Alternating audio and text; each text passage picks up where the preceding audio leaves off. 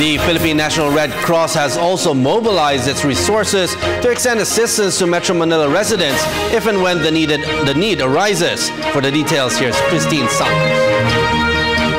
The Philippine National Red Cross put their amphibious vehicles on standby for rescue in case Tropical Storm Ruby caused massive floods in parts of Metro Manila. These vehicles were already prepositioned in different parts of the country ready for deployment.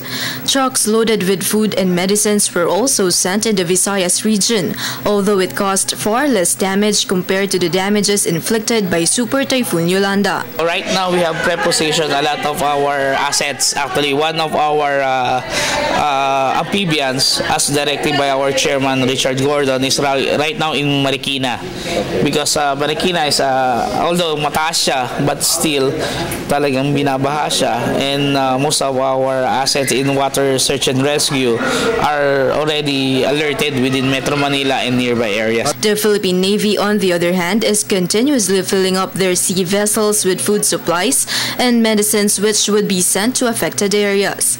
Ngayon po, inintay lang po natin kumalma ang weather or yung maging safe po yung magiging transportation po nila, yung transport po natin, and then definitely they could be deployed everywhere po kung saan talaga kailangan. The PNRC also reported having a much better preparation strategy, as Yolanda left a lesson which can never be forgotten.